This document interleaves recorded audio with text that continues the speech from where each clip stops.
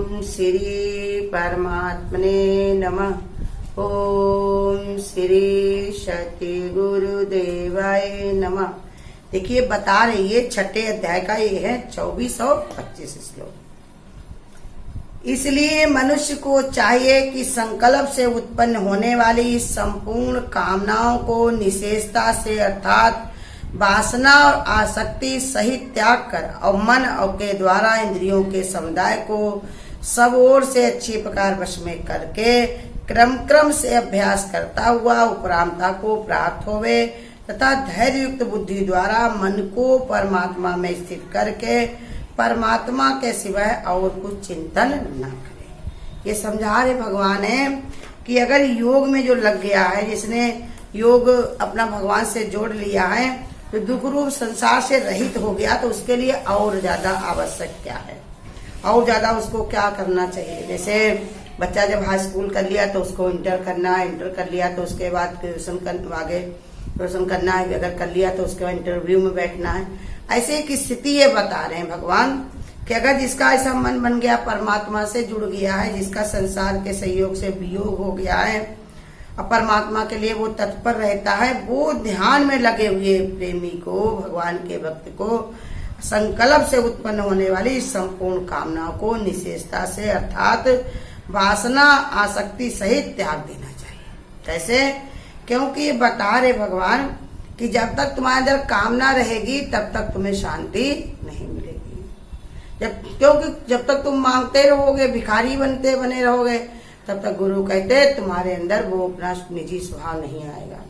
जिसको कहीं पर भी कोई लालसा, कोई इच्छा रहती है, उसके अंदर दृढ़ता, स्वाधीनता नहीं आती। इसी पर ये भगवान बता रहे हैं कि अगर तुम्हारे अंदर कामना रही तो ये वासना तुमको बांधे रहेगी और आसक्ति में तुम जकड़े रहोगे। इसलिए इसको त्याग कर मन के द्वारा इंद्रियों के समुदाय को, मन के द्वारा, मन को मतलब बताओ, मन को आत्म राह दिखा दो वरना मन नहीं मानेगा। मन को ये समझाओ कि ये सब चीजों में रमने से, इसमें लगने से क्या होगा, तुम्हारा क्या है, तुम क्या लेकर के आए थे, क्या लेकर के जाओगे। ये शरीर भी हमको यहीं से मिला, ये पांचों तत्व का बना हुआ पुतला है, ये यहीं पर ही हमको छोड़ना पड़ेगा। इसमें जो आसक्ति है, इनके बालों में जो आसक्ति है, कितने लोग करके यहाँ पर बैठे और संसार से हाथ झाड़ करके ही उनको चलना पड़ा। ना कुछ लेकर के गए, ना यहाँ पर कुछ उनका रह जाता है। जैसे चला जाता है इंसान तो उसका कोई अस्तित्व नहीं। जैसे गुरु बताते हैं कि कटोरे में पानी रखा, जब तक उंगली डाल रखी है तब तक लगता गड्ढा है, इसमें निकाली उंगली तो पानी जैसा त्यों। ऐसे ही संसार में भी जो लोग रह रहे हैं तब तक लगता उनके बिना मेरा काम नहीं चलेगा। जो लोग चले गए तो सबका काम चलता। बाग सदा का वैसे के वैसा, एकाएक जाए रे। इसलिए भगवान कहते तुम भी अपने मन को ऐसे समझाओ, मन को बार बार बताओ कि कर्मों की गति बहुत ही गहन है। जैसे हम कर्म करते हैं उसी के कारण हमको बार बार इस संसार में आना पड़ता, संसार की लतेड़े खानी पड़ती, गर्भ में बार बार उल्टा लटकना पड़ता है, बार बार ये हमारी समस्या खड़ी होती, देह का दंड हमको लगता है। इसलिए बता रहे अच्छी प्रकार समझाओ, बार बार समझाओगे तो भगवान ने कहा ये मानेगा। क्योंकि अभ्यास से संसार में गया हुआ है, तो जब इसको बार बार तुम विषयों में जो विष भरा है वो दिखाओगे, समझाओगे तो ये लौटेगा जरूर। संत महात्माओं को देखो लौटा है। तुम भी इसी रास्ते पे चल रहे हो तो भगवान तुमसे भी यही आशा रखता है। गुरु कहते जितने भी शब्द हम पढ़ते हैं, जितने शब्द हम सुनते हैं, जो हमारी समझदारी हमारे सामने आती है, माने हम उसको समझने के लायक हैं, तभी भगवान हमको बताना चाहता, समझाना चाहता, दिखाना चाहता। और जानबूझ करके अगर भी हम अगर ना समझें तो ये सबसे बड़ी मूर्खता है। तो कहते क्रम से अभ्यास करता, धीरे धीरे करो ना, स्टेप बाय सीढ़ी चढ़ते जाओ। तेओ जीना पर एकदम से कोई एक जमीन में पैर रखकर एक छत पे नहीं रख देता, लेकिन धीरे धीरे जब चढ़ता रहता है तो ऊपर पहुंचता जरूर है। मंजिल हमारी दूर है, जाना जरूर है। तन मन में शक्ति भर लो आत्म विचार से। तो इसलिए भगवान हमको समझा रहे कि धीरे धीरे प्राप्ति की जाती है। इसकी प्रक्रिया ध्यान योग की प्रक्रिया से मिलती जुलती है। जैसे ध्यान में भी हम धीरे धीरे अभ्यास करते हैं, जो चीज का हम ध्यान करते रहते हैं फिर वो हमारे ध्यान से जुड़ जाती है, वो हमारे चित्त में छप जाती, फिर बार बार उसी चीज का हमको ध्यान आता है। इस प्रक्रिया में भी संपूर्ण कामनाओं को त्याग दिया जाता है, इंद्रियों को विषयों की ओर से खींच लिया जाता है। इसे ध्यान में भी इंसान जब बैठे तो आगे बता चुके ना कि अपने नासिका के अग्रभाग को देखे, अपने लक्ष्य को साधे और विचार करे, मन में इधर उधर चित्त को ना रमाए। तो इसलिए बता रहे कि ये भी प्रक्रिया वैसे ही है कि अपने को विषयों से खींच लिया जाता है। विषयों से खींच ऐसे नहीं सकता इंसान, जब तक विषयों में जो विष भरा है तब तक नहीं, जब तक दिखाओगे इसको तब तक तुम खींच नहीं सकते। जैसे बच्चा भी लाल अंगारे के पास में बार बार उठाने जाता, जब माँ कभी क्रोध करेगी बार बार छूता है तो एक दिन जरा सा उसको छुआ देती है, तब वो जलने लगता तो फिर उसके पास नहीं जाता है। ऐसे ही बताया हमारा मन भी है, चोटें खा करके भी सुधर जाए तो बड़ा शुक्रिया है, लेकिन ये सुधरता नहीं है। क्यों नहीं सुधरता? क्योंकि हमारे जन्म जन्म के कर्म पड़े हैं। जब तक हमारे कर्म सही नहीं होंगे, जब तक हम भगवान पे पूरा भरोसा नहीं कर पाते हैं, विश्वास नहीं होता मेरा, तब तक ये समस्याएं बनी हुई है। जिसे पूरा भरोसा हो गया वो कर्म कुकर्म सबसे उपराम हो गया, उसे ये विचार है जो कर्तव्य है वो किया, उसके आगे वो बढ़ गया।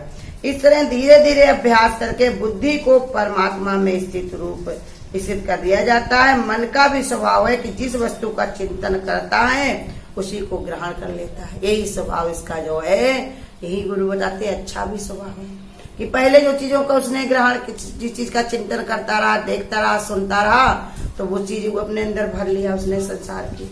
अब आज गुरुओं को ज्ञान की बातें समझा के बता के जब बताते हैं तब धीरे धीरे इसका भी विश्वास करो, ये भी ग्रहण करेगा।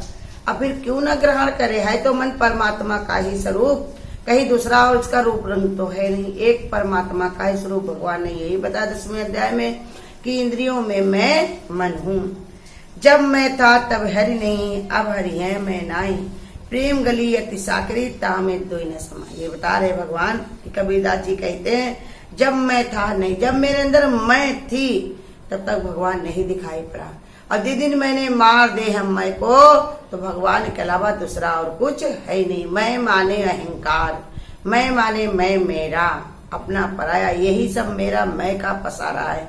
सब तू ही है, तेरे ही है, तेरे ही है। भगवान सभी में तुम ही विद्यमान हो, सब तुमसे ही होता है, तुम्हारे लिए ही होता है।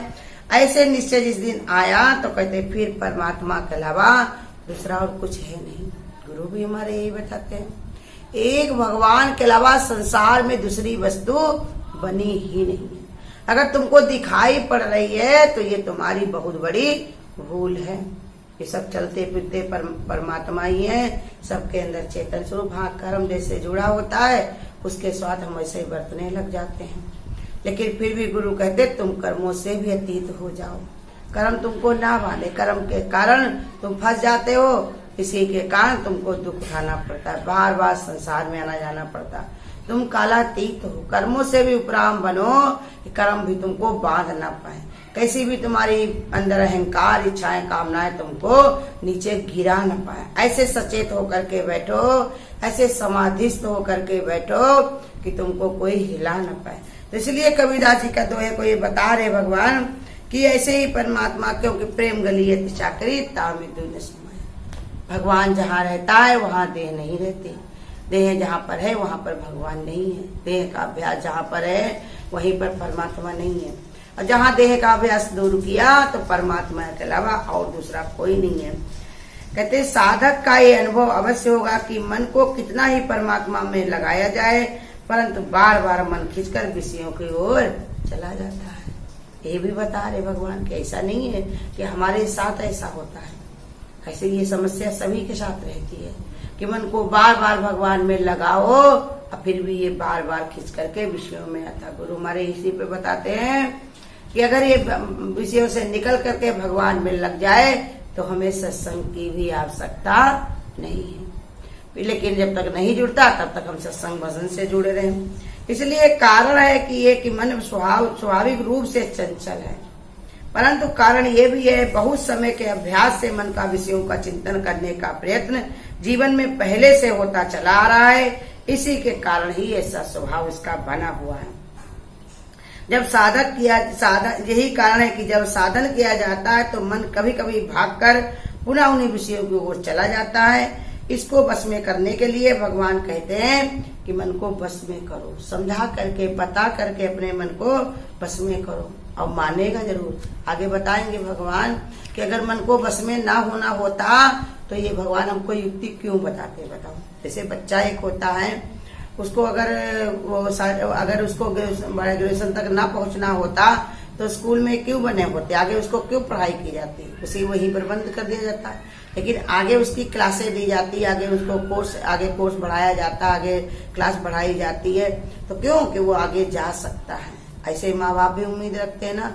जब बच्चा छोटा रहता है उसे कुछ नहीं आता, अगर उसको ऐसे ही छोड़ दे, इसको कुछ नहीं आता तो क्या वो पढ़ लिख सकता। लेकिन ऐसे ही मन में विचार करते हमारा बेटा पढ़ लिखे, बेटा बेटी जो भी है पढ़ लिख करके सब होशियार बनेंगे, समझेंगे, जानेंगे, तभी तो वो लेकर के जाते हैं गुरु के शरण में, टीचर के पास में। ऐसे ही बता रहे भगवान कि तुम भी ये मत धीरज को खो कि तुम्हारा मन नहीं सुधरेगा। हाँ सुधरा है। हमारे गीता भगवान जब आए, जब मेरे दादा भगवान आए, तब उनकी जिंदगी में भी वो समस्याएं आई जो आज हमारे साथ में है। लेकिन उन्होंने जीत लिया। शरीर को अगर कर्तव्य में लगाया तो मन को परमात्मा में लगा दिया। गीता भगवान तो हमारे प्रेम के अवतार बन गए। इतना प्रेम किया, इतना प्रेम किया कि इनको याद ही नहीं है कि कोई जौन है उनके साथ द्वेष भी करता है, कोई राग भी करता है, कैसा भी उनका विचार एक परमात्मा में जुड़ गया। तो इसलिए भगवान ये समझा रहे हैं कि अपनी बुद्धि को परमात्मा में अभेद रूप से स्थित कर दिया जाता है। इसमें अपनी बुद्धि को परमात्मा में अभेद माने कोई भेद नहीं है। अपने को और भगवान को अपने से अलग न जान करके अभेद। पानी में मिले जीव नमक डली, हम राम में ऐसे रम जाए। मैं न रहूं तू न रहे, हम राम में ऐसे रम जाए। ऐसी हमारी विचार बुद्धि बने कि हम एक ही परमात्मा के अलावा दूसरा हमारे अंदर कोई विचार नहीं है। पहले हम अपने ऊपर विश्वास करें, ऐसा भाव बनाए कि एक परमात्मा के अलावा दूसरा हमारा कोई रूप और स्वरूप नहीं है।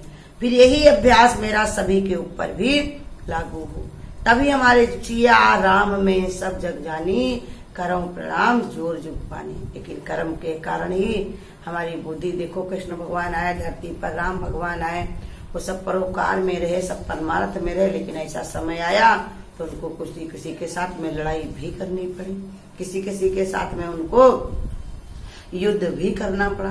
तो कर्म के कारण ऐसे भी जुड़ जाता है। लेकिन गुरु कहते तुम फिर भी अपनी आत्म भाव से अपने को उपराम करो कि देह में सब विकार होते हैं, अब गुरु देह से ही मुक्त करते हैं। ऐसी अपनी बुद्धि बना करके, ऐसा विचार करके परमात्मा के सिवा और चिंतन न करो। एक विचार करो भगवान तुम ही हो, परमात्मा तुम्हारे अलावा और मेरा उठाने वाला, मुझे अपने सीने से लगाने वाला, मेरा संगी साथी दूसरा और कोई है नहीं। हे प्रभु तुम्हारा ही एक सहारा है, तुम्हारा ही आस है। कितने बड़े बड़े विद्वान हो गए, लेकिन भगवान से उनको ये कहना ही पड़ा कि परमात्मा हम तुम्हारी शरण में हैं। भगवान हम तुम्हारे जौने गोद में हैं, तुम ही हमको हमेशा अपने ही सहारा देते रहना। हमारी बुद्धि को ऐसे ही प्रबल बनाती रहना, पकड़ करती रहना।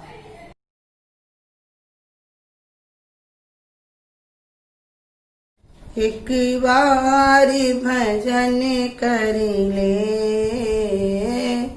मुक्ति का यतन कर ले, कट जाएंगे दुख सारे, हरि का सुमिरन कर ले। एक बार भजन कर ले, ये चोला मानुष तन का हर बार नहीं मिलता है, जो टूट गया डाली से वो फूल नहीं खिलता है वक्त अरे पगले तू नाम भजन कर ले, एक बार भजन कर ले, मुक्ति का यतन कर ले। बेरितान गवा देना ये जीवन की घड़ियां, अनमोल रतन है ये तेरे सांसों की लड़ियां, जिभ्या न चले मुख से तू नाम रटन कर ले। एक बार भजन कर ले, मुक्ति का यतन कर ले। कानों से अरे प्रेमी सुन संतों की वाणी, हृदय को ठहरा के बन जा पूर्ण ज्ञानी। 2 दिन की जिंदगी है, कुछ नेक काम कर ले। एक बार भजन कर ले, मुक्ति का यतन कर ले। मस्तों की टोली में तू नाम लिखा अपना, फिर साफ नजर आए दुनिया है एक सपना। अब गुरु चरणों में तू जीवन को सफल कर ले। एक बार भजन कर ले, मुक्ति का यतन कर ले। कट जाएंगे दुख सारे, हरि का सुमिरन कर ले। एक बार भजन कर ले, एक बार भजन कर ले। अगर आपको आज की वीडियो अच्छी लगी हो तो वीडियो को लाइक और शेयर करना ना भूलें।